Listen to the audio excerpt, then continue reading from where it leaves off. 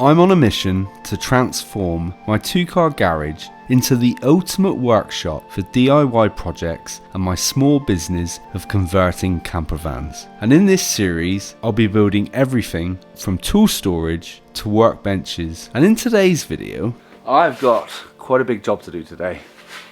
This wall, the wall I built in the last video, is pretty much done other than a bit of filling that needs doing. But I'll do that off camera.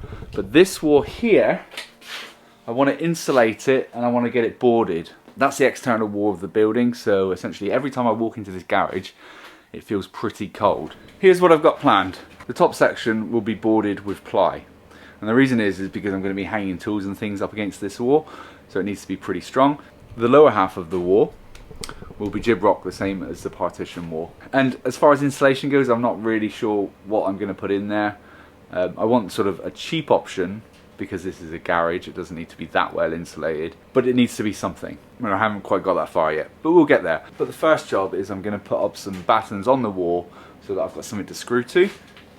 The top part of any of the ply will be up against this anyway, so I just essentially need one probably in the middle and then one at the bottom. Maybe a couple of uprights. It's ply, so there's less chance of it warping, so I probably don't need to put any uprights in there, but we'll see how we get on. But first of all, I need to get everything away from this wall.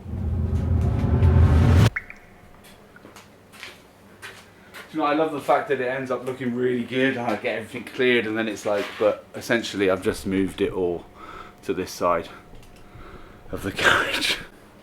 For the voiceover, these bits of wood are 2x2s. Well, you heard the guy, they're 2x2s. These timbers will be used for framing to connect the plywood to the brick wall. But first off, I need to get everything measured and level.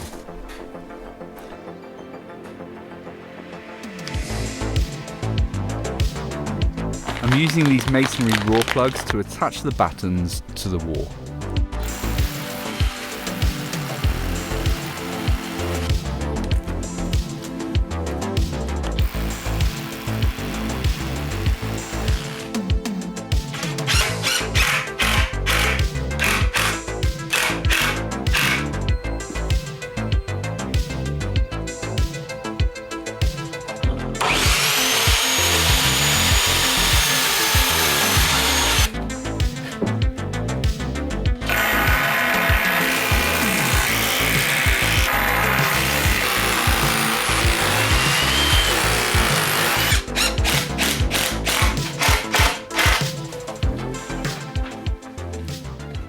Kind of need to move this, but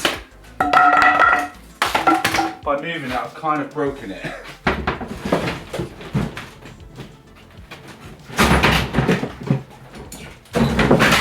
So,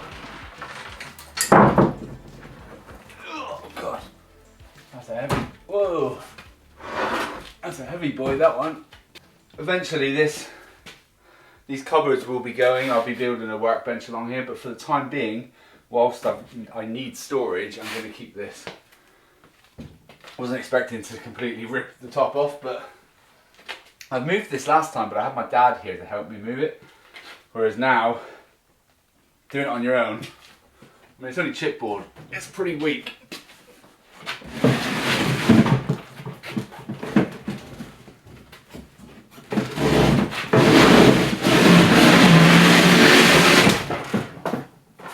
Kind of made a decision when it comes to insulation.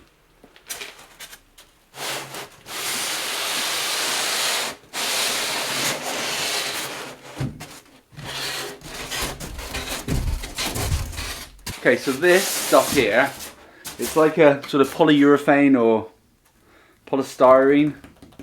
Can't think of another name for it. It's like that really, really terrible packaging you get with some furniture and things. I'm using this because, like I said, I didn't really want to spend a huge amount of money. The Celotex that I could have used, they didn't actually have, they only had one sheet in B&Q, so I just figured I'd just get this.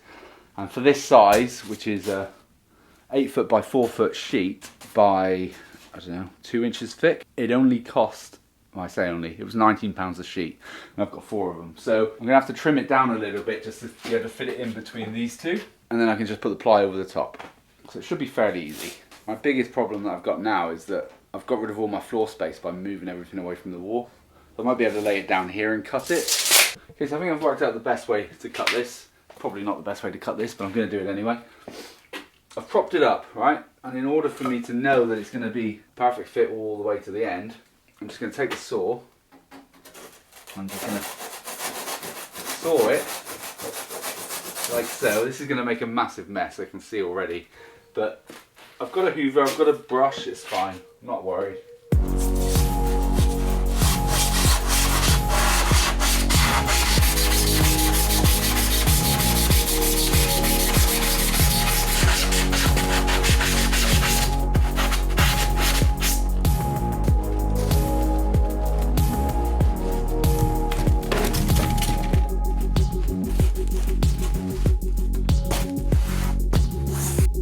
I'll be honest, I think that looks alright. For my first one, I'd say that was a success.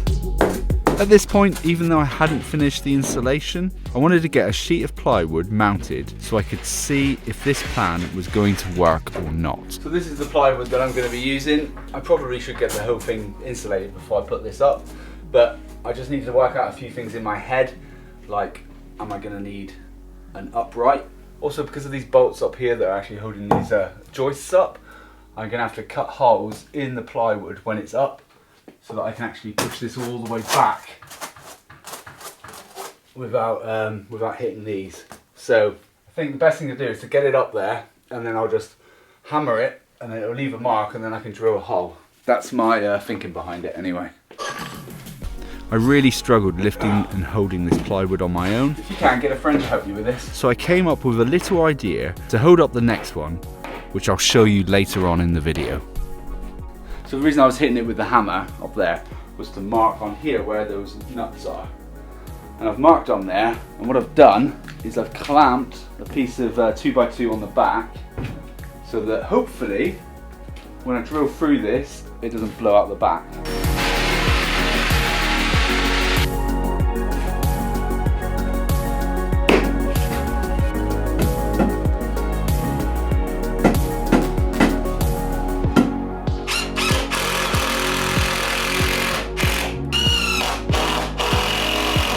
So looking at it, I probably do need one there to screw that to stop it from bowing, and the same on that side, but no, I'm not going to use these 2x2s. I do have a 2x3 up in the loft space that I'll bring down, stick in there because I need enough meat on either side, because obviously there's going to be another piece of plywood across here as well.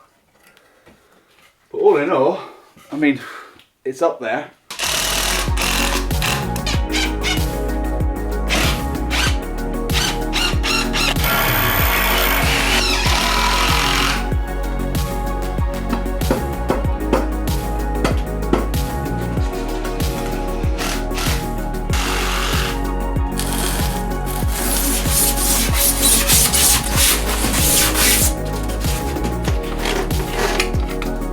So I've just been trimming this styrofoam insulation and I got fed up with using the handsaw, so I started using the jigsaw, and look at what it's done to my jigsaw. I'm just breathing in microplastic now. I understand now why this was so much cheaper than the Celotex. Like half the price, because it makes one hell of a mess. Imagine doing this in someone's house. Do you know what I mean?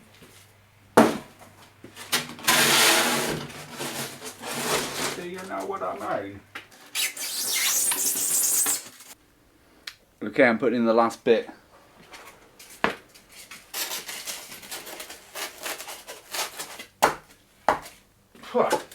So look at the carnage.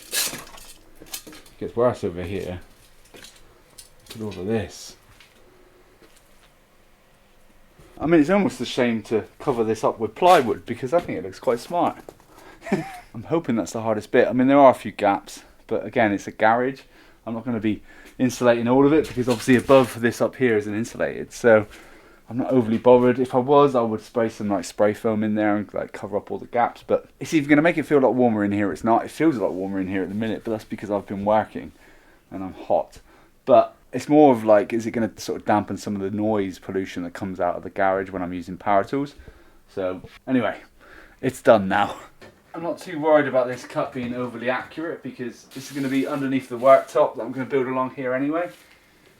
It's just to sort of give it an edge so that essentially all of this styrofoam insulation isn't always making a mess. It's just to cover it up. I could have used plywood for this, but I'm trying to, again, save a bit of money because this was actually half the price of that. As I learned in the last video, this should just snap in half. Just do a little bit at a time. Ooh. All of it at once, why not?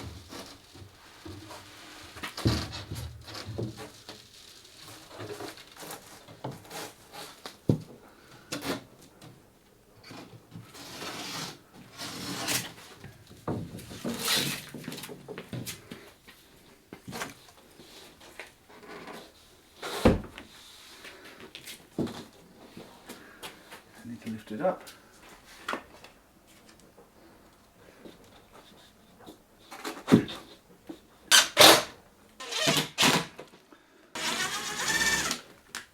Okay, so I now need to lift this piece of ply up onto there.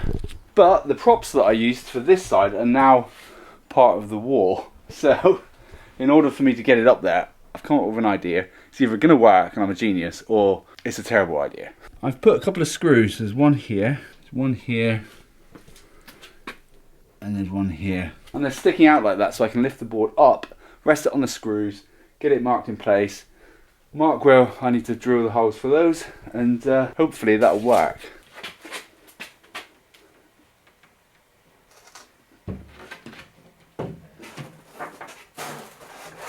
Well, it worked, you know. It only bloody worked.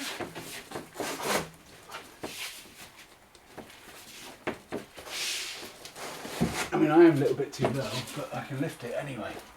That's absolutely fine. Where's my hammer?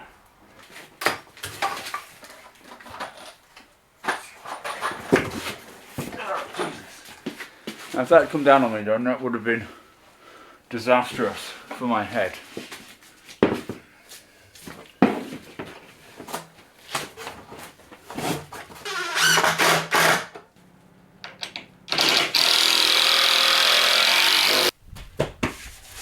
What do we think? Plasterboard, ply. The joints aren't the best, such as like there's a lip under here, but when I build the workbench, it'll be probably up to about here. So as I mentioned, the plasterboard is literally just to tidy it up a bit and make sure that that insulation isn't forever making a mess in my workshop. Polyfiller. Polly says that's still her, so that is what I'm gonna do. Alright, that's enough singing, Sean. Get on with it. So I moved on to filling the walls ready for paint. I'm not sure if I've mentioned this before, but I absolutely despise painting. Now, I do need to get some paint on these walls. My plan is I'm going to paint the wood, I'm going to paint the plasterboard, paint the tiny little bit of breeze block I've still got showing, and obviously this end wall here as well. And it's all going to be the same colour, it's all going to be the same paint, it's white. Just white paint. And because it's a workshop, I bought the cheapest paint I could find, which is called Interior Paint. I got it from B&Q, it was like 11 quid for all this. I've got 2 of these, and I'm hoping, I mean it was probably going to take like 20 coats now, isn't it? But I'm hoping it doesn't take that many coats, because I absolutely hate painting. Same goes for this wall here as well. This wall will be painted white, both parts of the plasterboard. So this end of the workshop should be all nice and white by the end of this video. I'm obviously not going to paint this side yet because it's still, well, I've not even got over to there yet, so yeah. And also I'm not sure whether I'm going to board out that side the way I have this side or whether I'm just going to paint the breeze blocks.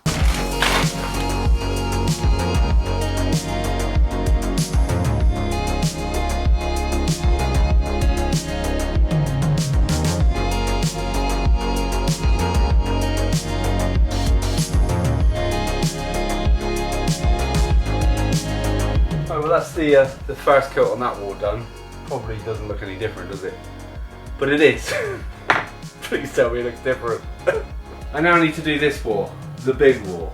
I'm still sort of working out whether I'm going to paint up here or not, because you're not really going to see it, because there's going to be a shelf up there with boxes and things up there anyway. But that end wall definitely needs painting. And I've got a feeling that as soon as I start getting some paint on there, the brickwork's just going to soak all the paint up. So that's probably going to take like 100 coats.